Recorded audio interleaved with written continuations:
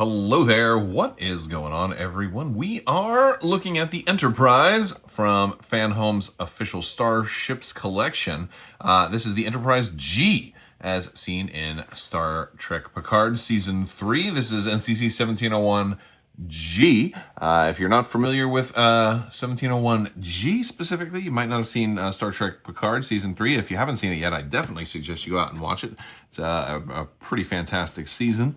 And definitely my favorite of the 3 seasons of Star Trek Picard. If you're not familiar with Fanhome's official Starships collection, we have a lot of videos where we're taking a look at all of these. These are highly detailed collectibles, and this is a subscription-based service. You can check out the link in the description below if you want to check these out for yourself. Fanhome has a lot of really cool products, and in fact, they're even launching some newer, larger starships that you can check out and get those on an individual one-by-one kind of selection, or alternatively you can do the subscription model where you get new packages come in all the time.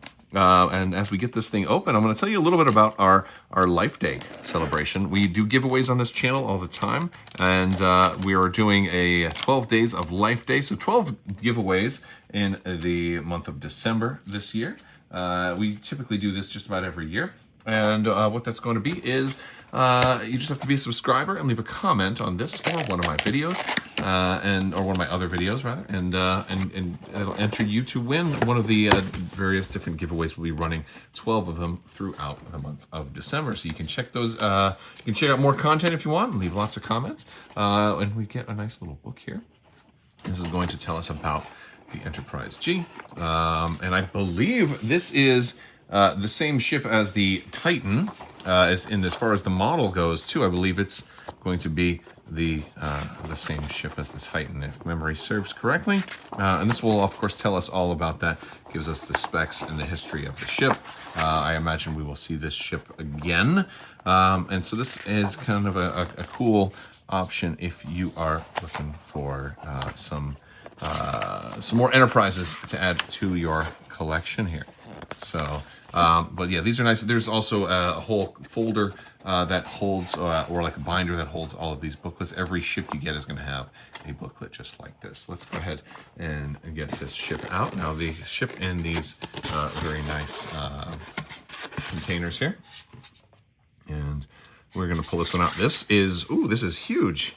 While I was going to say that this was the same as the Titan, it is definitely a larger model. We will do a comparison, but this one is pretty beefy.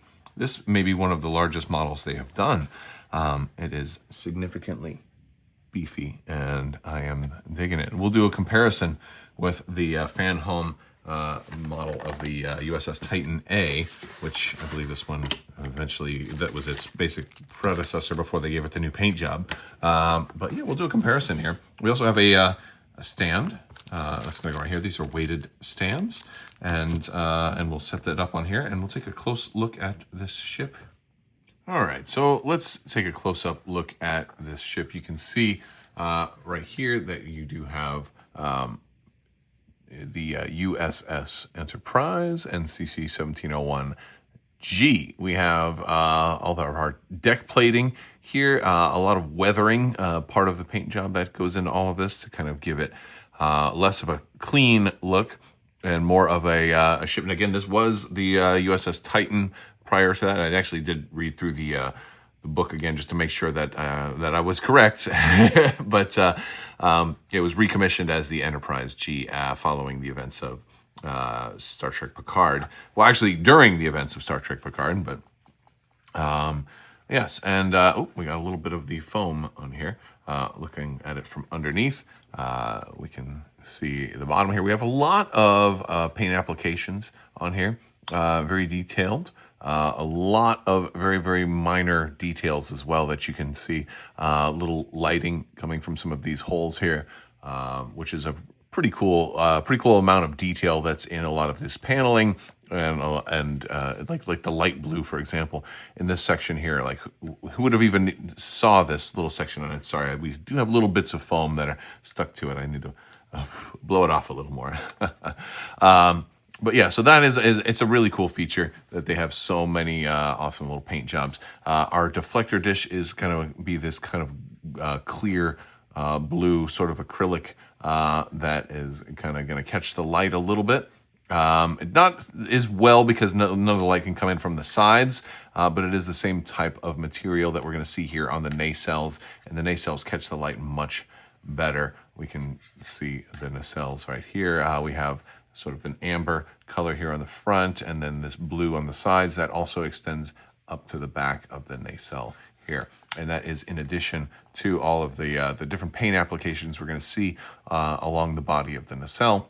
As we look at these much closer, we have it all throughout here. A lot of detailing underneath the ship as well too. If you put it on display, you're probably not going to see the bottom of the ship all that much. So it's really nice that they put so much detail into it. We have a little bump. This might have been a sprue clipping or an injection point right here. So one little minor imperfection right there, but that's virtually nothing.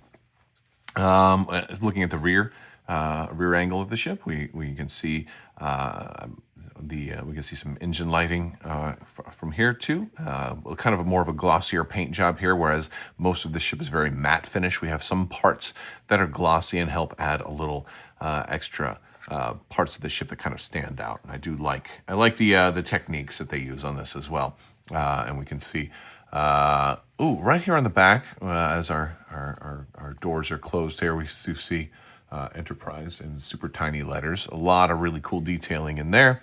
And then like these pinstripes too. I believe this is a decal. I don't think that's paint. I think there's a lot of decaling for a lot of these. I think the lettering is decals too, but they're either that or it's just like some kind of heat transfer or something like that, because you can't see like decal lines. So however the technique is, it's very smooth and very clean how they've applied everything that's on here. So it looks very good.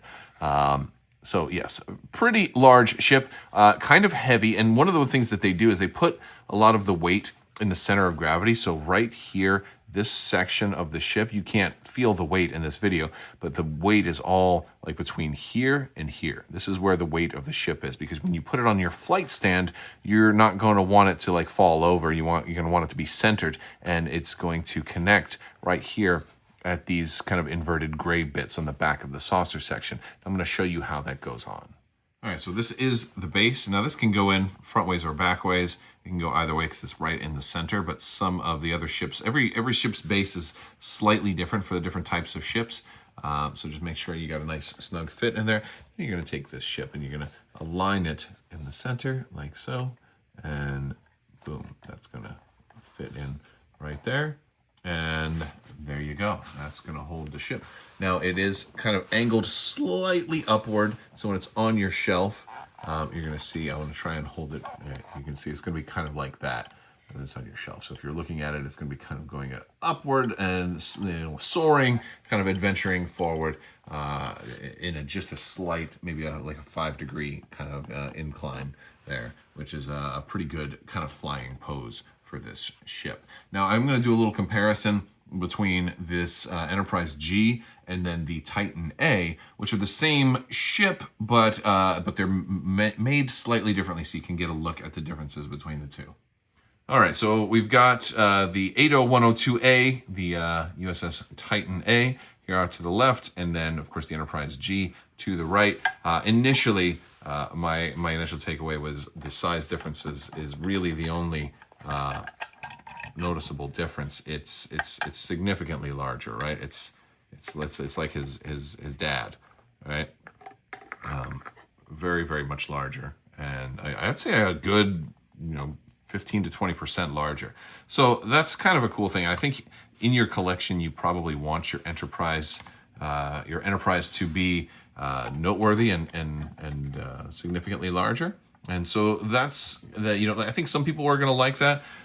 It's one of the interesting things about this collection that they're not in like a scale with each other, right? They are sized in a way that they're going to be detailed and recognizable, but they are sized in sort of a different. I'm not sure exactly what went into like how big each one should be, but this is the same ship, so you would expect them to be the same size, but the Enterprise is larger, and I'm guessing that's just because it is the Enterprise. And then maybe they wanted a different incentive for people who already have the Titan to pick up the Enterprise, and like, well, if you like that ship so much, well, you can get another version of it that's larger and it has the different painting on there. I think a lot of big fans would want both versions of the ship anyway, and there's nothing wrong with that. But yes, the ships are not all going to be to scale with each other. Some very small ships are going to be a little oversized, and some very large ships are going to be a little undersized to make it to where they all kind of fit on a base that's about this size, so that this way they all take up around the same amount of shelf space, but not always the same. Again, some are going to be a little bit larger, some are going to be a little bit smaller, as indicated here with this example.